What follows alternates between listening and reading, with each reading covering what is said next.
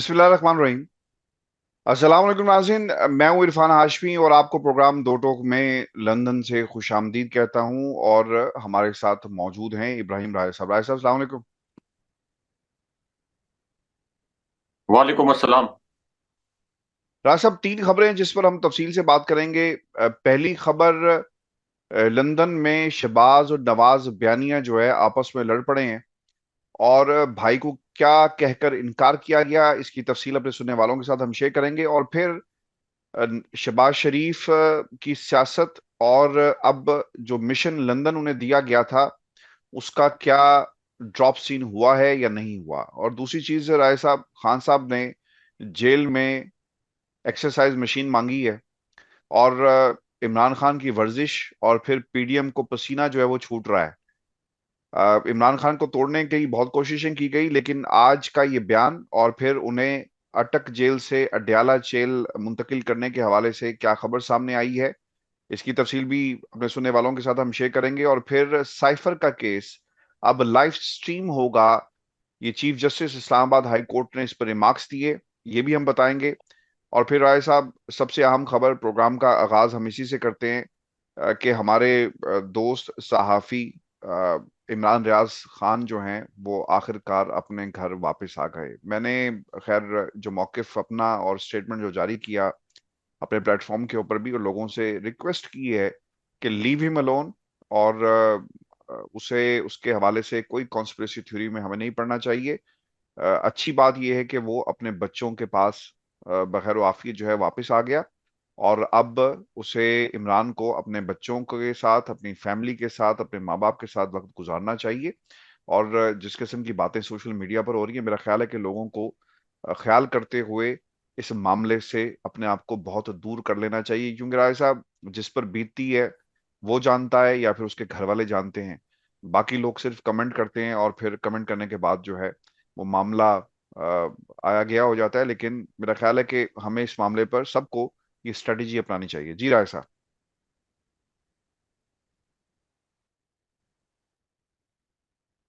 देखिए आशफी साहब, इमरान रियाज के बच्चों ने बहुत बड़ी कॉस्ट पे की है उस इज़हार आज़ादी की, जो कि किसी भी सहाफ़ी का पाकिस्तान में या किसी भी जमहूरी मुल्क में, महज़ब मुल्क में, जो किसी भी सहाफ़ी का या किसी भी शहरी का बुनियादी हक है। अब यही अपना बुनियादी हक उन्होंने इस्तेमाल किया। लेकिन हमें पता है कि पिछले 75 साल से पाकिस्तान में, चाहे सिविल हुकूमतें हों, चाहे डिक्टेटरशिप हो, तो सहाफियों के लिए पाकिस्तान के अंदर जिंदगी जो है और उनके लिए काम करना इंतहाई मुश्किल होता है। लेकिन अब शुक्र है कि इमरान रियाज खान की 5 माह के बाद अफवाहों और खदशात के बावजूद उनकी वापसी हुई है। तो अब कुछ लोग, जो आपने कहा कि कमेंट्स कर रहे हैं, कुछ लोगों की शायद तवक्कुआत ये है कि दोबारा से वो कोई मुकम्मल तौर पर एक्टिव हो जाए उसी तरह जैसे पहले थे। तो कम से कम उनके बच्चों का ख्याल रखें, उनकी प्राइवेसी का ख्याल रखें। उनकी अपनी लाइफ है, उनकी लाइफ उनके बच्चों के साथ जुड़ी हुई है, क्योंकि हम सब बच्चों वाले हैं। हमें पता है कि इस किस्म की सिचुएशन में उनके बच्चे कितने बड़े ट्रॉमा से गुजरे होंगे। तो लेट हिम सेटल डाउन। और इस वक्त मेरा ख्याल है कि हमें भी कुछ ज्यादा इस मामले इस पर पे बात नहीं कमेंट नहीं करनी करना चाहिए। चाहिए, सिवाय इसके कि अल्लाह ताला का शुक्र अदा करें कि अल्लाह ताला ने उनकी जिंदगी बचाई है, क्योंकि ये मुल्क एक और अरशद शरीफ शहीद का मुतामिल नहीं हो सकता था। बिल्कुल आपने ठीक कहा राय साहब। अब मेरा ख्याल है कि हम आगाज करते हैं इमरान खान के। जो उनके वकील ने अदालत में ये मौकिफ अपनाया कि जनाब उन्हें मशीन दे दी जाए। दो चीजें बड़ी इंपॉर्टेंट हुई हैं। एक, मुकदमा था साइफर में जमानत का, इसके ऊपर जो शाखावर गालबन उनके जो प्रोसिक्यूशन के वकील हैं, वो पेश हुए अदालत में और उन्होंने ये कहा कि इस मुकदमे में इन कैमरा समात होनी चाहिए। हसासियत ऐसी है और हम इसको ओपन कोर्ट के अंदर डिस्कस नहीं कर सकते। इस पर अदालत ने यहां तक कह दिया कि कुछ दिनों में तो तमाम मुकदमात जो है वो लाइव स्ट्रीमिंग की तरफ जा रहे हैं। राज साहब, ये क्रेडिट जो है मैं इस मौजूदा चीफ जस्टिस और उनको जरूर दूंगा, क्योंकि मैं खुद ये चाहता रहा और मैंने इस पर काफी ज्यादा लोगों के सामने ये मौकिफ भी रखा कि पाकिस्तान की अदालतें, जहां पर सियासतदान अदालतों में कुछ और बयान देते हैं, बाहर आकर कुछ और कहते हैं, और पाकिस्तान में गरीब जब इंसाफ के लिए इन अदालतों में जाता है तो उसे किस किस्म के जो हर्डल्स का सामना करना पड़ता है, क्या अदालतें करती हैं, ये कौम को पता चले। लाइव स्ट्रीम करें, जैसा इंडिया के अंदर बहुत सारी अदालतें, हाई कोर्ट जो हैं वो लाइव स्ट्रीम होती रही, तो ये एक खुशाइन अमल होगा। लेकिन सवाल इसमें ये है कि जब ये कह रहे हैं कि जनाब अदालतें लाइव होंगी, क्या साइफर केस लाइव होगा? और क्या नवाज शरीफ भी जब अदालतों के सामने अगर सरेंडर करेंगे तो क्या उसको भी लाइव दिखाया जाएगा? ये एक बुनियादी सवाल है। लेकिन इस केस के अंदर इमरान खान के जो वकला थे उनके दलाइल सुनने के बाद दूसरी तरफ से जो रिजर्वेशंस थी, और कहा कि हम मैं फाइल पढ़कर इस पे फैसला जो है वो सुना दूंगा, यानी फैसला जो है उसे अब महफूज कर लिया गया है और इमरान खान को आज भी जमानत नहीं मिली। लेकिन एक रिलीफ ये मिला कि अटक जेल से अडयाला जेल का सफर जो है वो शुरू हो चुका है, और फिर कुछ खबरें ऐसे आई कि उन्हें शिफ्ट कर दिया गया है और वहां पर वो तमाम सहूलियात मौजूद हैं जो किसी भी सरबराह मुमलिकत या साबिक वज़ीर आज़म के लिए आपने जो है उनको एक मैनुअल, जेल मैनुअल में जो रखा हुआ है। तो अब इमरान खान अटक जेल से अडयाला जेल ऑर्डर मिलेंगे तो उन्हें मुंतकिल कर दिया जाएगा। लेकिन राय साहब, आप ये पैगाम क्या गया है, क्या मैसेज गया है इस एक्सरसाइज मशीन का उन तमाम ताकतों को जो इमरान खान को तोड़ना चाहती थी, जिन्होंने जेल में पानी भी छोड़ा, जासूस भी छोड़े, कीड़े मकोड़े भी छोड़े, और जासूसी करते रहे, सीसीटीवी से इमरान खान को तोड़ने की कोशिश की गई, निगरानी होती रही, और जेल से बाहर उनके वर्कर्स को पकड़ा गया, पार्टी को तोड़ा गया, सेकंड लीडरशिप को गिरफ्तार कर लिया गया। तो इमरान खान ने एक्सरसाइज मशीन मंगवाकर मेरा ख्याल है कि लोगों को परेशान कर दिया कि यार हम इसको तोड़ने की कोशिश कर रहे हैं, डील करता, कोई बात करता हमारे से बैठकर, लेकिन ये कह रहा है कि मुझे एक्सरसाइज मशीन दे दो और मुझे एक्सरसाइज करनी है। क्या कहेंगे राय साहब? देखिए आशफी साहब, एक एस्टेब्लिशमेंट और इमरान खान साहब के मुतल्लिक भी एक खबर, अहम खबर अपने व्यूअर्स के साथ थोड़ा आगे चलकर शेयर करते हैं। लेकिन पहले जो आपने कहा कि क्या इमरान खान साहब का मुकदमा लाइव दिखाया जाएगा, जैसे चीफ जस्टिस साहब ने फुल कोर्ट की जो कार्रवाई थी उसको लाइव दिखाया और ये अहकाम जारी किए। इसी तरह क्या नवाज शरीफ की वापसी के बाद अगर उनको हिफाजती जमानत नहीं मिलती और उनको जेल जाना पड़ता है तो उनके केसेस भी क्या पाकिस्तान के अंदर लाइव दिखाए जाएंगे?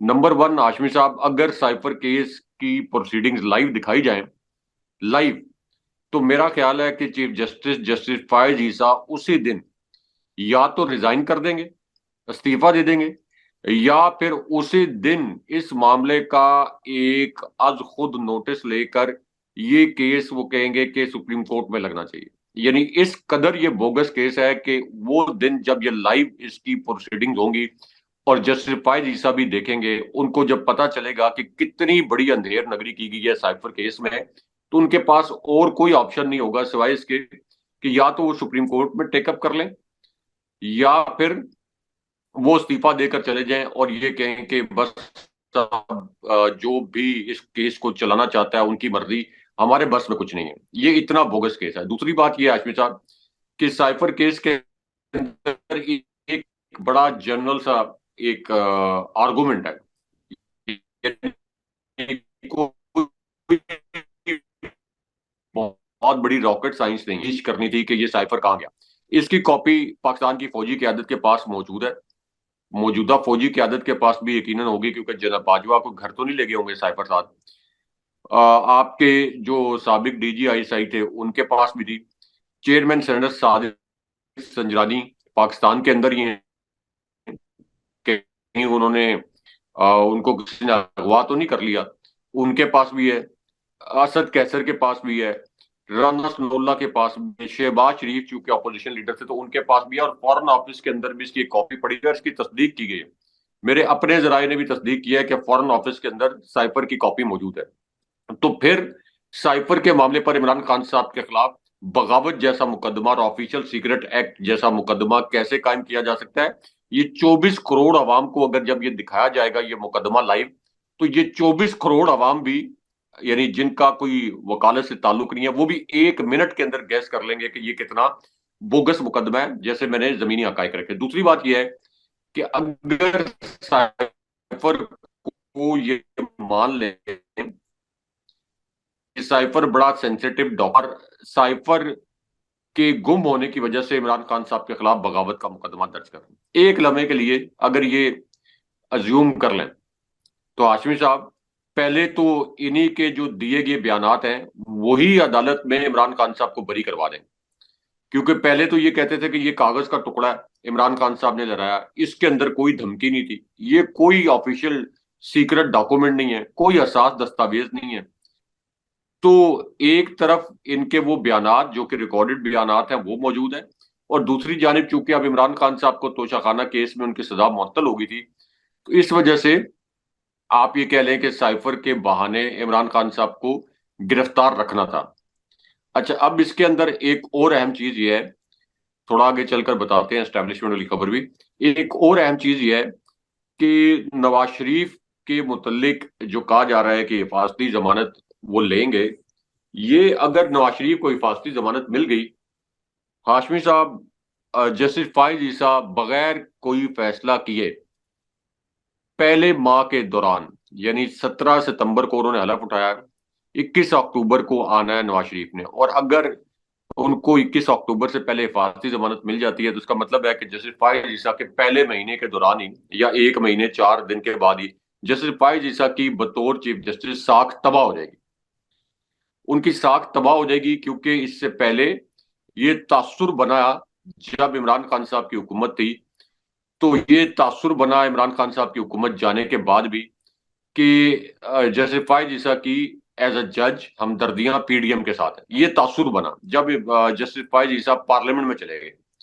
जब जस्टिस फायज ईसा के पास मिलिट्री कोर्ट के हवाले से केस गया तो उन्होंने उसके ऊपर किस किस्म का एक स्टैंस लिया, फिर हम सबको पता है कि एक बेंच से भी वो अलग हो गए। तो ये जस्टिस फायज ईसा की साख के लिए आप ये कह लें कि एक बहुत बड़ा सवाल खड़ा हो जाएगा अगर नवाज शरीफ, जिन्हें अदालतों ने मफरूर, इश्तहारी और मुजरिम करार दिया, अगर उनको हिफाजती जमानत मिल जाती है, क्योंकि फिर पैगाम ये जाएगा कि आप पाकिस्तान में अरबों रुपए की करप्शन करें, सुप्रीम कोर्ट आपको नाअहल करार दे, जो उसके बाद दीगर सुपीरियर कोर्ट्स हैं, हाई कोर्ट्स, वो आपको इश्तहारी मफरूर करार दें, मुजरिम करार दें, आप अदालतों में पेश ना हो, बैरून मुल्क चले जाएं, 3-4 साल के बाद डील के बाद वापस आ जाएं, आपकी स्लेट पूरी साफ कर दी जाएगी, आपको हिफाजती जमानतें मिल जाएंगी। यानी दुनिया के जंगली और कबायली माशरों में भी इस तरह नहीं होता कि मुजरिमों को वापस लाकर एहतसाब करने के बजाय उन्हें किसी मुल्क का सरबराह बना दिया जाए। यानी ये तो किसी जंगली और कबायली माशरे में भी नहीं होता, और किसी मुल्क के अंदर कोई भी इदारा, इलेक्शन कमीशन हो, अदालत हो, या कोई भी इदारा हो, वो अपने मुल्क से इतनी बड़ी दुश्मनी नहीं कर सकता। अब आ जाए कि इमरान खान साहब के अडियाला जेल मुंतकिल होने के मुतालिक खबर। एक तो हाशमी साहब, ये कोई अडियाला जेल, बहुत से लोग ये अल्फाज इस्तेमाल कर रहे हैं कि इमरान खान साहब को रिलीफ मिल गया, ये कोई रिलीफ नहीं है। इमरान खान साहब को जो इंसाफ पहले दिन मिलना चाहिए था वो इंसाफ नहीं मिला। अब इमरान खान साहब को इन्होंने जो गैर कानूनी गिरफ्तारी की थी, गिरफ्तारी के बाद, यानी अव्वल तो वो गिरफ्तारी गैर कानूनी थी, तो गिरफ्तारी के बाद उनको कानून के तहत अडियाला जेल या उनको लाहौर में जेल में रखना चाहिए था, लेकिन अडियाला जेल में चूंकि एक बेहतर क्लास भी मौजूद था तो इमरान खान साहब को तोड़ना मकसद था कि हम अटक जेल में रखें, इमरान खान साहब को डराएं, क्योंकि अटक जेल से और अटक कले से बहुत सी पुरस्कार और मिस्टीरियस पाकिस्तान की तारीख की सियासी कहानियां जुड़ी हैं। तो इमरान खान साहब को तोड़ने का मकसद था, इमरान खान साहब को तंगो तारीख बैरक में रख के। लेकिन अब वो पर्पस चूंकि पूरा ही हो रहा, इमरान खान साहब के वकील ये कहते हैं कि इमरान खान साहब से जब हम जेल के बारे में पूछते हैं तो वो कहते हैं कि मुझे तो इस जेल का माहौल अब 5 स्टार होटल की तरह लगता है।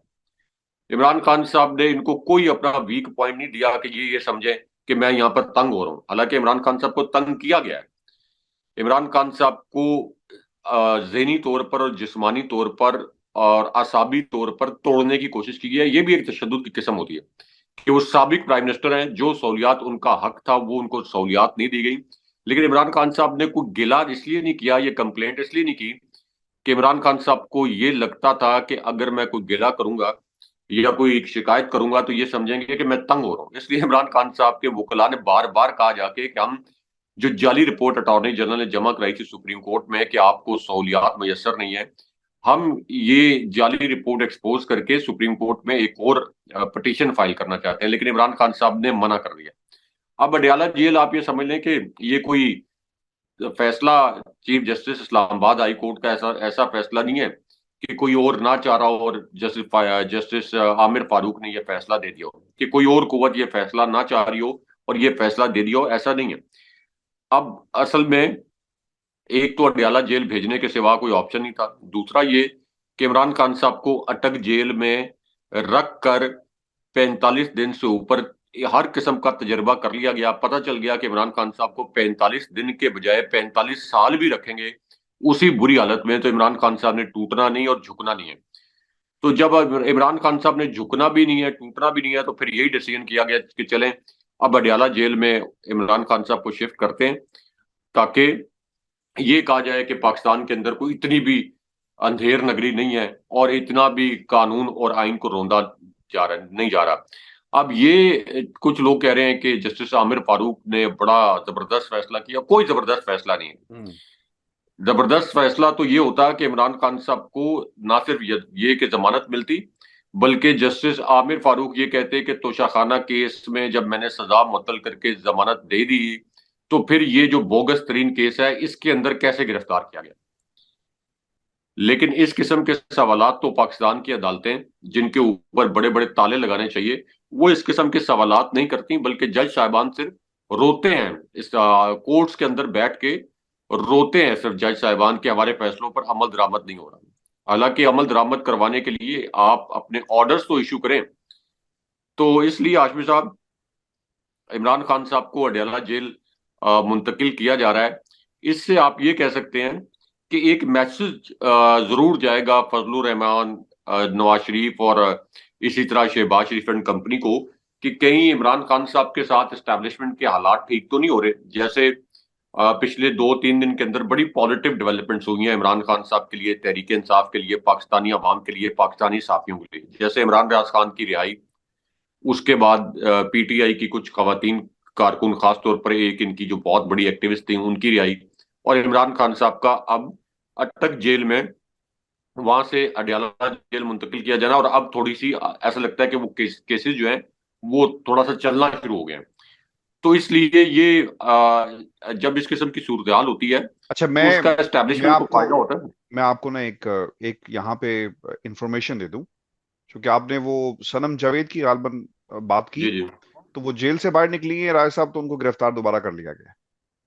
और भारी नफरी पुलिस की वहां पर मौजूद थी। 18 के करीब मुकदमात हैं और अब उन्हें एक दूसरे मुकदमे में गिरफ्तार कर लिया गया है और मुंतकिल कर दिया गया थाने में। जो उनकी जो वकील साहिबा है वहां पर, उन्होंने कहा कि जी ऐसे नहीं होता, आपको अदालत में अब हम जाएंगे, इसको चैलेंज करेंगे, इजाजत लेना पड़ती है, किसी भी खातून को इस तरह आप गिरफ्तार नहीं कर सकते। लेकिन पुलिस पहले से वहां पे मौजूद थी, अहले खाना से भी मुलाकात नहीं हुई और सनम जावेद को दोबारा गिरफ्तार कर लिया गया और उनके साथ साथ जितने और लोग भी थे उनको भी गिरफ्तार कर लिया गया है।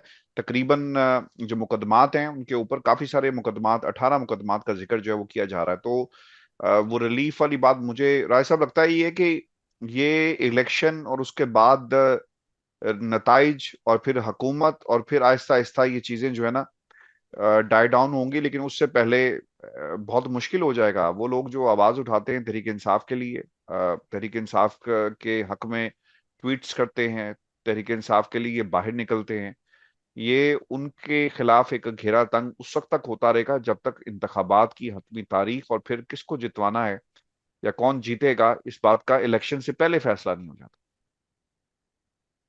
देखिए, ये तो बड़ा एविडेंट है। मैं तो ये कह रहा हूं कि जब इस किस्म का तासुर बनता है, उसका फायदा एस्टेब्लिशमेंट को होता है। एस्टेब्लिशमेंट उसको एक बार्गेनिंग चिप के तौर पर इस्तेमाल करती है। यानी अब मैं ये देख रहा हूं कि ट्विटर पर और दीगर सोशल मीडिया एप्स पर ये कहा जा रहा है कि क्या इमरान खान साहब के साथ एस्टेब्लिशमेंट के कोई मामला तय पा गए हैं, क्या नवाज शरीफ की वापसी के अंदर जो रुकावटें हैं, या इस वक्त नून लीग के लोग जो स्टेटमेंट्स एंटी एस्टेब्लिशमेंट दे रहे हैं, क्या ये इस बात को इंडिकेट कर रहा है कि इमरान खान साहब के साथ मामला जो है वो कोई इफाम तफहीम की जानिब जा रहे हैं। अगर इफाम तफहीम की जानिब जा रहे हो तो बड़ी अच्छी बात है, अगर जा रहे हो। लेकिन इतला ये है कि जा नहीं रहे इफाम तफहीम की जानिब, क्योंकि इमरान खान साहब को कैद रख कर अगला मरला ये है कि तहरीक इंसाफ को कलअदम कैसे करें। क्योंकि इमरान खान साहब जेल में भी हुए और तहरीक इंसाफ इलेक्शन में आ गई और बैलेट पेपर पर तहरीक इंसाफ का सिर्फ इंतखाबी निशान हुआ, तो एक सर्वे जो आज रिसेंट मैंने देखा है उसमें भी ये बताया गया है कि तहरीक इंसाफ 67% वोट हासिल कर लेगी, इमरान खान साहब के जेल में रहते हुए भी। तो अब ये भी एक बहुत बड़ा, आप कह लें कि चैलेंज है इस वक्त पीडीएम के लिए, कुछ और हल्कों के लिए, इलेक्शन कमीशन के लिए भी, जो इस वक्त बी टीम बना हुआ है शरीफ खानदान का, और इससे पहले भी बी टीम बनकर काम करता रहा है। तो इमरान खान साहब को तो जेल से उस वक्त तक रिहा ना करने का मंसूबा बनाया गया है जब तक एक रिग्ड इलेक्शन नहीं होता। जाहिर है कि जिसकी कोई इंटरनेशनल लेवल पर एक्सेप्टेंस नहीं होगी। और इसके अंदर सबसे अहम बात यह है कि इमरान खान साहब को तो अगर आप जेल के अंदर इलेक्शन करवाते हैं, और तहरीक इंसाफ की जो इंतखाबी कुव्वत है, अगर आप इसको बहुत, आप ये कह लें कि झुर्लू फेर कर जबरदस्ती बिल्कुल उसको मार्जिनलाइज करते हैं, तो फिर इसके नताइज क्या निकलेंगे पाकिस्तान के लिए, पाकिस्तान की जमहूरियत के लिए, पाकिस्तान के माशरे के लिए, और 24 करोड़ लोगों के लिए। इसको कंसिडर करना बहुत जरूरी है आशमी साहब, क्योंकि इलेक्शन जो है ये कौमों को नई जिंदगी देता है। और हम्म। जो धांधली ज्यादा इलेक्शन होते हैं, वो धांधली ज्यादा इलेक्शन और उसके नतीजे में आने वाली हुकूमत, या किसी हुकूमत को, किसी पार्टी की हुकूमत को तस्लीम ना करना, तो ये वो फैक्टर्स होते हैं जिनकी वजह से 1971 जैसे सानियात होते हैं, जिसकी वजह से पाकिस्तान जैसे मुल्कों में 1971 जैसे सानियात हो हम्म। जाते हैं। हम्म। तो ये जी। शायद इसकी संगीनी का एहसास नहीं किया जा रहा कि अगर इलेक्शन रिग हुआ तो इसका क्या इम्पैक्ट आएगा पाकिस्तान के अंदर। ये बात लिखवा लें कि पाकिस्तान के अंदर सियासी और माशी इस्तेकाम भी नहीं आएगा, और इंटरनेशनल लेवल पर भी पाकिस्तान की मजीद सुबकी होगी। वैसे तो पाकिस्तान को इंटरनेशनल लेवल पर भी एक फेल्ड, एक रोग और एक फ्रॉड रियासत कहा जाता है। यानी ना सिर्फ ये कि फेल्ड स्टेट, बल्कि रोग स्टेट और एक फ्रॉड स्टेट कहा जाता है। अच्छा राज साहब, जो मिलियन डॉलर क्वेश्चन ये है कि शहबाज शरीफ साहब आज स्टैंड अप हाउस पे मीडिया इंटरेक्शन करते हैं और ये ऐलान करते हैं कि तमाम जो लीडरशिप है सेकंड ईयर थर्ड ईयर वो सारे पाकिस्तान से बाहर ना जाएं और फौरी तौर पर पाकिस्तान पहुंचे, अपने अपने हलकों में जाएं, लोगों को मोबिलाइज करें ताकि नवाज शरीफ साहब का इस्तकबाल जो है वो हो सके जैसा कि वो इस्तकबाल चाहते हैं। राय साहब, सवालात ना कुछ चार एक हैं जो मैं आपके सामने रखूंगा वन बाय वन। पहला सवाल के नवाज शरीफ के बयानिए की एक्सेप्टेंस का ग्रीन सिग्नल क्या कहीं से मिल चुका है? और अगर इन हालात के अंदर ये एक्सेप्टेंस का ग्रीन सिग्नल कहीं से मिल चुका है तो हम तो अभी जनरल बाजवा के बैगेज को संभाल नहीं पाए, तो इस तासुर को कैसे हम जाहिर कर सकेंगे कि नवाज शरीफ एक डील के नतीजे में पाकिस्तान आ रहे हैं और इसका इम्पैक्ट पाकिस्तान की मौजूदा इस्टेब्लिशमेंट पर क्या पड़ेगा? फिर राय साहब, इस पूरी सूरत हाल में जो बयानिए की जंग थी, एंटी इस्टेब्लिशमेंट बयानिया गैंग ऑफ फोर से गैंग ऑफ फाइव हो गया, इसके ऊपर कुछ लोग जो हैं वो बात भी कर रहे हैं पार्टी के अंदर। राना सनाउल्लाह का ये कहना कि ये पार्टी पॉलिसी नहीं है, नवाज शरीफ साहब का एक अपना बयानिया हो सकता है या उनकी एक अपनी स्टेटमेंट हो सकती है। मैं इसको कैसे लूं? मतलब how, what you make out of this? Nawaz Sharif is no more in Pakistan Muslim League Noon जो उनके नाम पर जमात बनी है, या जो प्रायोरिटीज हैं बदल गई हैं, या बच्चे बड़े हो गए, या जो अंकल्स बैठे हुए थे उन्होंने कहा कि यार मलाई खाने का वक्त है, दूसरे टेन्योर की तरफ बढ़ें। हम तो मुसलसल कह रहे थे कि शहबाज शरीफ साहब ने 16 महीने जो कुर्सी जिस पर बैठे रहे, अब आदत सी हो जाती है ना बैठने की कुर्सी पर। आप रिवर्स नहीं कर सकते, अगर यहां से उतरेंगे तो किस कुर्सी पर बैठेंगे? पंजाब की जो वजारत आला है उसके ऊपर तो मरियम की नजर है, हमजा रांदा दरगाह होंगे, दरबदर होंगे, नवाज शहबाज शरीफ दरबदर होंगे। तो ये तो वो मुस्तकबिल नहीं है जो शहबाज शरीफ ने अपनी उम्र के इस हिस्से में देखा होगा। राय साहब। देखिए आशमी साहब, एक तो नवाज शरीफ जो नाम नेहाद साबिक एस्टेब्लिशमेंट के खिलाफ बयानियां बना रहे हैं, ये बयानियां अचानक उन्होंने क्यों शुरू की? कोई वजह तो होगी। इमरान खान साहब तो जेल में है, इलेक्शन रिग करने का प्लान बना लिया गया है, इलेक्शन रिग करके तहरीके इंसाफ को हराने के इंतजामात मुकम्मल कर लिए गए। नवाज शरीफ को तो पता है कि हर सूरत में नून लीग को जिताया जाएगा। तो इस पूरी सूरत हाल में नवाज शरीफ को यह बयानियां बनाने की अचानक क्यों जरूरत पेश आई है? प्लेट में रख के तो आपको दिया जा रहा है इलेक्शन, तो फिर आप एग्रेसिव बयानिए के साथ क्यों आ रहे हैं, एंटी स्टैब्लिशमेंट बयानिए के साथ क्यों आ रहे हैं? उसकी वजह ये नहीं है कि ये इस बयानिए के बुनियाद पर कोई वोट हासिल करना चाहते, क्योंकि वोट का इस वक्त इनको कोई फिक्र नहीं है। आप देख लें कि जनवरी के आखिरी हफ्ते में अनाउंस हो गया इलेक्शन, तो ये तो पूरा टब्बर जो है ये जाके लंदन बैठ गया, बल्कि जब हुकूमत खत्म हुई थी ना इनकी कोई कैंपेन चल रही है, कॉर्नर मीटिंग्स तक नहीं हो रही, किसी किस्म की ग्राउंड के ऊपर तैयारी नहीं हो रही। तो इनको पता है कि हमने वोट से नहीं आना, हमने तो आना है एस्टेब्लिशमेंट के कंधे पर सवार होकर। लेकिन इस वक्त नवाज शरीफ इसलिए नाम नेहाद एंटी एस्टेब्लिशमेंट बयानियां बनाने की कोशिश कर रहे हैं कि उनको ये लगता है कि मौजूदा एस्टेब्लिशमेंट को एक सख्त पैगाम देने की जरूरत है। नवाज शरीफ ये समझते हैं कि अगला जो धांधली ज्यादा इलेक्शन है उसमें शहबाज शरीफ को ना लाया जाए बल्कि मुझे लाया जाए, हम्म। क्योंकि शहबाज शरीफ आ गए तो ना सिर्फ नवाज शरीफ की सियासत बल्कि मरियम नवाज की सियासत भी खत्म हो जाएगी। हम्म। क्योंकि शहबाज शरीफ ऐसे बूट पॉलिश करने के माहिर हैं और इतनी पेनिट्रेशन इनकी फिर एस्टेब्लिशमेंट के अंदर होती है कि इन्होंने तो 5 साल इधर से उधर वो आप हो जाए, एस्टेब्लिशमेंट ने इनको उतारना ही नहीं है। ना एस्टेब्लिशमेंट ने उतारना है, अगर ये इलेक्टेड एक प्राइम मिनिस्टर हो तो फिर तो बिल्कुल नहीं उतारना चाहिए एस्टेब्लिशमेंट को, किसी भी इलेक्टेड प्राइम मिनिस्टर को, चाहे उसका ताल्लुक किसी भी पार्टी से हो। तो नवाज शरीफ को ये नजर आ रहा है कि ये आखिरी मौका है प्राइम मिनिस्टर बनने का उनके पास, क्योंकि एक ही मर्तबा ये धांधली ज्यादा इलेक्शन है, हर दफा तो नहीं होगा। लेकिन लेकिन राय साहब, बूट पॉलिश ना करना तो अच्छी बात होती है। अगर नवाज शरीफ नहीं करना चाहते तो ये अच्छी नहीं बात है। नहीं, वो इसलिए नहीं, इसके अंदर बड़ी टेक्निकल एक नुक्ता है, एक बड़ी फाइन लाइन है जिसको समझना जरूरी है। वो बूट पॉलिश करना चाहते हैं, वो बूट पॉलिश करते रहे। उन्होंने जनाब बाजवा के भी बूट पॉलिश किए और इसी तरह जो मौजूदा आर्मी चीफ हैं जनाब आसिम मुनीर उनके भी बूट पॉलिश किए।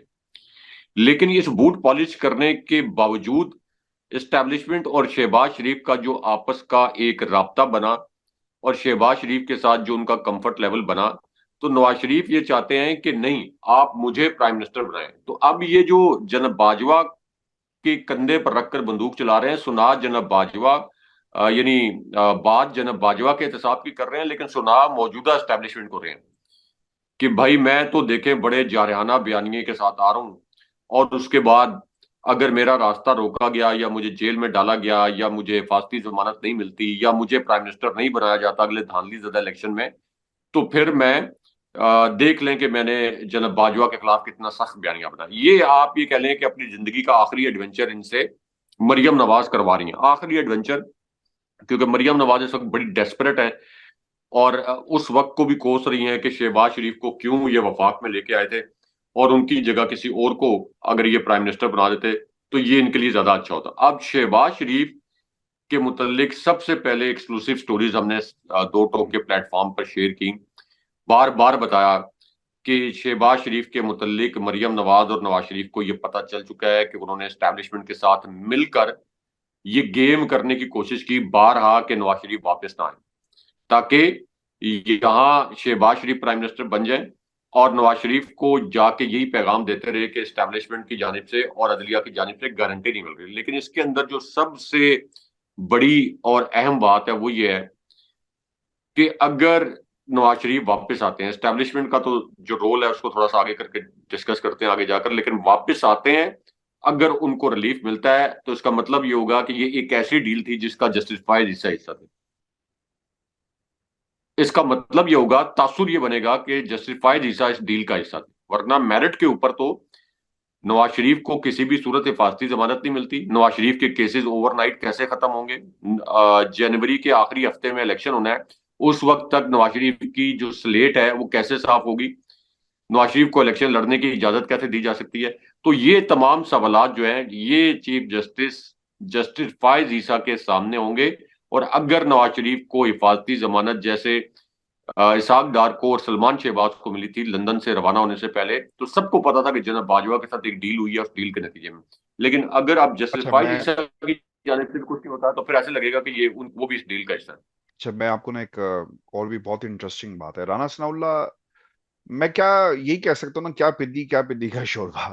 राय साहब, वो उनके पीछे शहबाज शरीफ और एक एक ग्रुप बंदी और एक नए कबीले का हमने एक एवोल्यूशन देखी है नवाज शरीफ के ग्रुप के अंदर, और एक नई दुनिया जो है वो बस चुकी है पाकिस्तान में। शायद इस दुनिया के मकीन शहबाज शरीफ हैं, लेकिन वहां पे इनको एंट्री मिलती है नहीं मिलती, that is another question.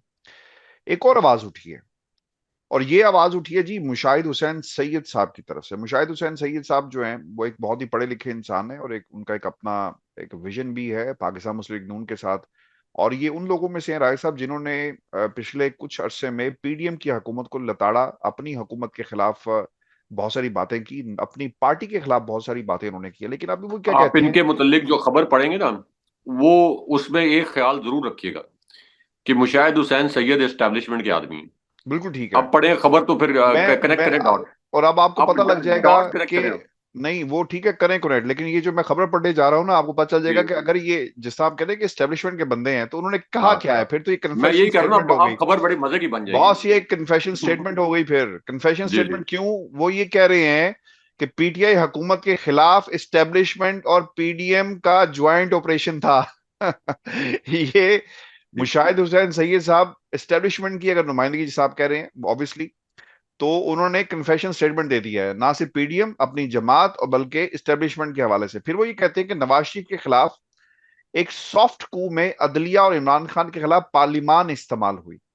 Imran Khan की लड़ाई जनरल रिटायर्ड बाजवा से थी, और हम इसके बेनिफिशियरी हैं। तहरीक अदम तमाम ने पीडीएम को एस्टेब्लिशमेंट की सपोर्ट हासिल है, ये उनकी कन्फेशन स्टेटमेंट ही होगी ना। फिर वो कहते हैं कि फौज हमेशा अपने आर्मी चीफ को बचाती है, अगर मामला खराब हुए तो फिर मार्शल लॉ लगेगा। मिलिट्री एस्टेब्लिशमेंट कभी नहीं चाहेगी कि उनके बंदे का एहतसाब कोई और करे। इस तरह नवाज शरीफ को उन्होंने इशारा दिया है मेरे ख्याल से, तो कि भाईजान बाऊजी बाज आ जाओ, आलू गोश्त मंगवाओ, जुमे दे दिन कोई लोकां नु इकट्ठा करो ते खाओ। और ये जो चौथी बार वज़ीर आज़म बनने का ख्वाब है ना, ये ख्वाब रहने दे। मैं तो उस दिन एक वीडियो देख रहा था, एक वो बंदा कहता है जी बड़ी इंटरेस्टिंग बात है राय साहब, वो कहता है जी ये क्या पैसे पकड़े हुए हैं आपने? उन्होंने कहा जी ये बाबूजी ने मुझे टिप दी है। उन्होंने कहा क्या मंगवाया है? उन्होंने कहा जी उन्होंने खीर मंगवाई है, मियाँ साहब को खीर बड़ी पसंद है। तो राय साहब ये खाएं पिएं, रिटायरमेंट एंजॉय करें। फिर एक और जो बात हुई कि अगर इलेक्शन कराने हैं तो इमरान खान समेत किसी को बाहर नहीं रख सकते। मुझे लगता है कि इमरान खान के साथ मदर ऑफ ऑल डील्स होगी। तारीख के हिसाब से नवाज शरीफ की ख्वाहिशात मुमकिनात में से नहीं है। मैं लंदन में जनरल बाजवा को दी गई स्टेब्लिशमेंट के गुनाह में शामिल नहीं था, और इमरान खान को पीडीएम की नालायकी ने बड़ा बनाया। अब कैदी नंबर 804 पकड़ा नहीं जा रहा।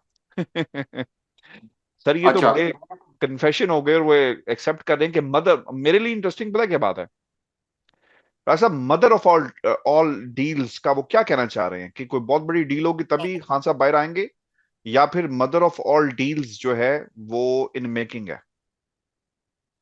देखें, एक तो जो फैक्ट है कि एस्टेब्लिशमेंट के बहुत खास सरकारें हैं मुशाहिद हुसैन सैयद, बहुत ही खास किस्म के सरकारें। और ये असल में जब वो कह रहे हैं कि जनाब बाजवा के एहतसाब की बात ना करें और फौज अपने आर्मी चीफ को बचाती है, ये क्यों कह रहे हैं? मुशाहिद हुसैन सैयद क्यों कह रहे हैं? जनरल बाजवा तो एक स्पेंट फोर्स है, वो जनरल बाजवा तो मुशाहिद हुसैन सैयद को कोई फायदा नहीं दे सकते। कि वो जनरल बाजवा के बूट पॉलिश करने का भी तो जनरल बाजवा तो कोई फायदा नहीं दे सकते। वो इसलिए कह रहे हैं वो कि बूटों से उनको चप्पलों कहा पे आ गया गए है। हैं, बूटों से जी। चप्पलों पे आ गए हैं। चप्पलों पे आ गए हैं। तो इस वक्त उनको कहा और गया है चप्पल और कि चप्पल पॉलिश नहीं होती। मसला ये है। चप्पल पॉलिश नहीं होती। हाँ। तो उनको कहा गया है मुशाहिद हुसैन सैयद को कि ये पैगाम बाऊ जी को आप दे दें। क्योंकि देखें, यहाँ पे आप ये कह लें कि मस्बत या मनफी, कि जी आर्मी चीफ जो भी आर्मी का सरबरा है, चाहे वो रिटायर हो, तो उसको हमने बचाना है। ठीक है। अब वो ये मैसेज दे रहे हैं कि आपकी जो हुकूमत आई थी वो जनब बाजवा लेके आए थे। हम्म। यानी ये मौजूदा एस्टेब्लिशमेंट के, इसको आप इस तरह से अज्यूम कर सकते हैं कि मौजूदा एस्टेब्लिशमेंट ये बता रही है कि जिस जनब बाजवा के एहतसाब की आप बात कर रहे हैं, आप उसी जनब बाजवा के साथ डील करके आए थे। इमरान खान साहब हम्म। के खिलाफ जनब बाजवा इस्तेमाल हुए, इमरान खान साहब के खिलाफ पार्लियामेंट को जनब बाजवा ने इस्तेमाल किया, तो आप अब उनके एहतसाब की बात कर रहे हैं। तो आपकी तो हुकूमत ही कानूनी नहीं थी, कानूनी तरीके से नहीं आई, गैर कानूनी तरीके से आई हुकूमत का एक नाम नेहाद रहनुमा एस्टेब्लिशमेंट को धमका रहा है, या जनब बाजवा का नाम लेकर असल में मौजूदा एस्टेब्लिशमेंट को धमका रहा है। तो ये मैसेज एस्टेब्लिशमेंट के एक पैगाम रसां के तौर पर दिया है मुशाहिद हुसैन सैयद ने नवाज शरीफ को। यानी इसको मैं थोड़ा सा और सिंपल करके लोगों को समझाता हूं कि ये पैगाम दिया है कि एक तो आप गैर कानूनी तौर पर हुकूमत में आए, इमरान खान साहब की हुकूमत आपने गिराई गैर हम्म। कानूनी तौर पर। हम्म। दूसरा, आपके ऊपर मुकदमात भी हैं। हम्म। तीसरा, जनब बाजवा ने आपको डील दी। अब उन्हीं जनब बाजवा के खिलाफ अगर आप कैंपेन करेंगे तो इसका मतलब ये होगा कि ये राज भी खुल जाएगा कि इमरान खान साहब की हुकूमत जनब बाजवा ने और पीडीएम ने मिलकर गिराई। इसके शवाहिद सामने आ जाएंगे, जो हम्म। लाने वाले हैं वो शवाहिद ले आएंगे। हम्म। दूसरा, जो उन्होंने कहा कि मदर ऑफ ऑल डील, यानी ये फार्मो तफहीम इमरान खान साहब के साथ कि अगर बाऊ जी ने कुछ ज्यादा एग्रेसिव स्टांस, नाम नेहाद जाली बयानियां बनाने की कोशिश की, तो ऐसा ना हो, ये भी एस्टेब्लिशमेंट का एक पैगाम है कि ऐसा ना हो कि हम इमरान खान साहब के साथ कोई मामला ठीक कर लें, तो फिर हम्म। देख लें आप कहां जाएंगे। यानी अभी अभी तो पूरी रियासत लगी हुई है ना इमरान खान साहब को झुकाने के लिए, तोड़ने के लिए, वोट कम करने के लिए, पॉपुलैरिटी, तो और वो पूरी रियासत के इदारे और वो कह रहे हैं नहीं कर मुझे सके। मुझे एक्सरसाइज मशीन ला दो, मैंने एक्सरसाइज करनी है। हाँ, तो खान साहब तो एक्सरसाइज की मशीन मांग रहे हैं, तो पूरी रियासत मिलकर डील इमरान मांगते हैं खान सर, साहब की डील पॉपुलैरिटी मांगते हैं। हम भी पॉइंट कहते हैं वन परसेंट कि नहीं हम गिरा भी सका। तनकीद कर रहे होते, राय साहब आप भी तनकीद कर रहे होते कि खान साहब ने भी डील मांग ली। लेकिन देखें क्या सादगी है, क्या मांगता हूँ, एक एक्सरसाइज मशीन जो है खान साहब मांग रहे हैं। अच्छा राय साहब, मैं आमतौर पर ना ये जो साहब है ना, आता तारड़, इनको जरा वेटेज नहीं देता, लेकिन मेरे लिए इम्पोर्टेंट ये है कि ये वक्त से पहले इन्हें चीजें कैसे पता चल जाती हैं, या फिर जो इनके दिल की बातें हैं ये किस तरह से बाहर आ रही हैं, या वाकई इसमें कोई हकीकत है। आपको याद होगा कि जुडिशियल रिमांड पर खान साहब को जेल में भेजा गया, किसी को मालूम नहीं था, इमरान खान को मालूम नहीं था कि मुझे जुडिशियल रिमांड कर दिया गया है और कैसे किया गया, अदालत बन गई, लेकिन अता तारड़ को मालूम था। अब इन्होंने एक स्टेटमेंट जारी किया है और ये कहते हैं कि इमरान खान अब बाहर नहीं आएंगे और कई बरस उन्हें अब जेल में ही रहना पड़ेगा। फिर बात यहाँ नहीं रुकी, एक और राजा रियाज, जिसने पाकिस्तान की ऑपोजिशन का किरदार अदा करना था, इस वक्त वो नून लीग की गोद में जाकर बैठ गए हैं और उन्होंने एक स्टेटमेंट जारी किया। राय साहब दोनों गैर अहम शख्सियात हैं, लेकिन ये जो बातें कर रहे हैं तकब्बुर से भरी हुई बातें हैं कि मुझे छोड़ने वालों की सियासत खत्म हो जाएगी, कहने वाला देख लें किसकी सियासत खत्म हुई। राय साहब इमरान खान की सियासत खत्म हो गई या ये सियासत तो अभी शुरू हुई है? जो लोग इमरान खान को माइनस माइनस माइनस कर रहे थे, इनको शायद ये पता नहीं है कि माइनस माइनस जो है वो प्लस हो जाता है। देखिए आशफी साहब, एक तो ये राजा रियाज जो है ना, इन्होंने शायद ये सोचा हुआ है, और यकीनन इनको यकीनदानी भी कराई गई होगी, इनकी शानदार खिदमात थी रजीम चेंज ऑपरेशन में, कि चले इनको तो 100% यकीनी बनाएंगे कि इनको तो एमएनए दोबारा बनाना है।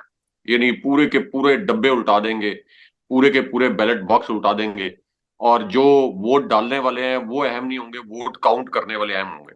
हम्म। इस वजह से ये कह रहे हैं कि सियासत जो है वो इमरान खान साहब को माइनस हो गया है। इनको थोड़ा सा कभी अखबार पढ़ लिया करें, अखबार नहीं है तो कोई ट्विटर वगैरह देख लिया करें, सोशल मीडिया देख लिया करें, कि इमरान खान साहब की जो पॉपुलैरिटी है रजीम चेंज ऑपरेशन के बाद वो 3 टाइम्स बढ़ गई है। हम्म। और एक और बात जो बहुत अहम है आशमी साहब, वो ये है कि इमरान खान साहब की पॉपुलैरिटी एक ऐसी सूरत हाल में बढ़ी है कि जब इस कदर खौफ है कि इमरान खान साहब के साथ देने वाला या इमरान खान साहब के हक में बात करने वाला कोई भी आम पाकिस्तानी, वो उठा लिया जाता है। इसी तरह अगर कोई सहाफी हकायक तक पहुंचकर अपना तजिया दे और उस तजिए के नतीजे में ये तासुर बने कि इमरान खान साहब हक पर है, वो सहाफी भी बेचारा उठाया जाता है। हम्म। यानी वो सिर्फ अगर ये कह दे कि ये मेरा तजिया है, और इस तजिए के नतीजे में इमरान खान साहब के हक पे होने का तासुर सिर्फ बने, तो वो साफी भी उठाया जाता है, हम्म। सोशल मीडिया के कारकुन उठाए जा रहे हैं। लेकिन उसके बावजूद इमरान खान साहब की पॉपुलैरिटी 0.5% भी ये कम नहीं कर सके, बल्कि इमरान खान साहब की पॉपुलैरिटी बढ़ती जा रही है। हम्म। इसी वजह से तो इन्होंने पंजाब का इलेक्शन नहीं कराया। अगर इमरान खान साहब माइनस हो गए थे तो आप करा लेते पंजाब का इलेक्शन। आपने तो सब ने इकट्ठे, 13 जमातों ने इकट्ठे वहां से राय फरार अख्तियार की दुम दबाकर।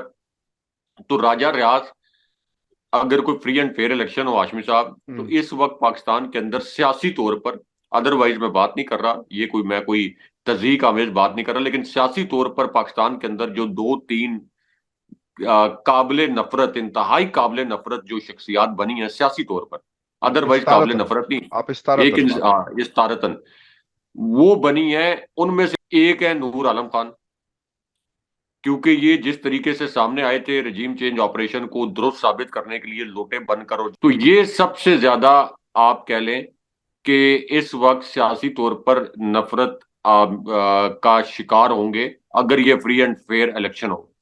दूसरी बात यह है कि पाकिस्तान की स्टैब्लिशमेंट, पाकिस्तान के तमाम इदारे ये बात मान रहे हैं कि इमरान खान साहब को तमाम वसाइल इस्तेमाल करने के बावजूद इमरान खान साहब की पॉपुलैरिटी कम नहीं की जा सकी, इसलिए हल ये निकाला जाए कि तहरीक इंसाफ को इलेक्शन में ना जाने दिया जाए। तो राजा रियाज की इन बातों की कोई वक़्त नहीं है। और बाकी जो अताउल्ला तारड़ हैं, ये हाशमी साहब शगुफे छोड़ते रहते हैं, ये एक आप ना इररेलेवेंट सी शख्सियत है। आप ना इनके ऊपर वक्त भी जाया ना करें। हम आगे बढ़ते हैं, क्योंकि खबर ये है राय साहब, इस पे लोगों को हम ये बता दें कि वजीर दाखिला जो सरफराज बुगटी साहब है, उन्होंने नवाज शरीफ की वापसी के हवाले से स्टेटमेंट दे दी है कि कोई स्टेट प्रोटोकॉल नहीं दिया जाएगा। गिरफ्तारी अगर अदालतों ने कहा करनी है तो हम करेंगे, और कानून जो है वो हरकत में आएगा। और इमरान खान के हवाले से वो ये कहते हैं कि ये अदालतों की डार्लिंग है।